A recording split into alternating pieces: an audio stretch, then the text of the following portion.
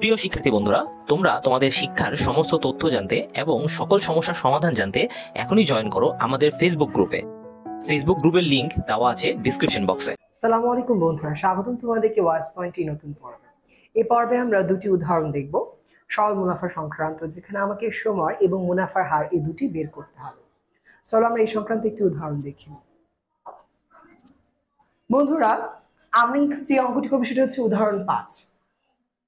উদাহরণ 5-এ কি বলা আছে যে 11% হারে 44,000 টাকার কত বছরের মুনাফা হবে 12,100। আমাকে বলা হয়েছে মুনাফার হার 11%। এই মুনাফার হারে আমি 44,000 টাকার উপর, অর্থাৎ আমার আসল হচ্ছে 44,000 টাকা, আসল বা মূলধন টাকার উপর কত বছরের, তার মানে আমাকে সময়টা দেওয়া নাই, মুনাফা 12,100 টাকা হবে, মানে মুনাফার মানটাও দেওয়া আছে। তাহলে আমাকে কত বছর অর্থাৎ সময়টা বের করতে বলেছে। তাহলে আমি এখানে মানগুলো বসিয়ে নিই। আমার আয় আয় মানে কি মুনাফা, আমার মুনাফা কত টাকা বলছে 12,100। আর আর আমার কত বলছে 11%। 11%কে আমি কি লিখতে পারি 11/100। আর আমার পি পি বলতে মুনাফা বা মুনাফা আসল বা মূলধন বোঝে, যেটা আমার 44,000। আর এন বের করতে বলেছে। চলো বন্ধুরা আমরা সূত্র দিয়ে অঙ্কটা করি। আমরা জানি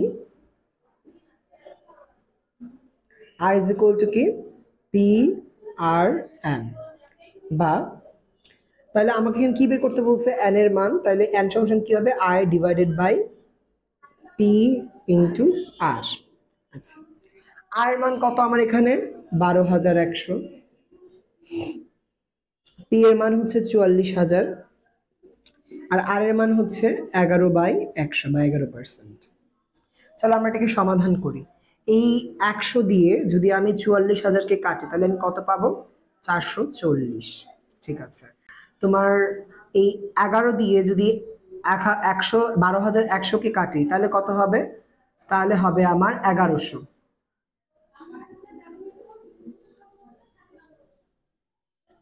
1,100 যদি আমি কাটাকাটি করি, আর 1,100 আর 444 যদি আমি ভাগ করি তাহলে কত হবে 2.5।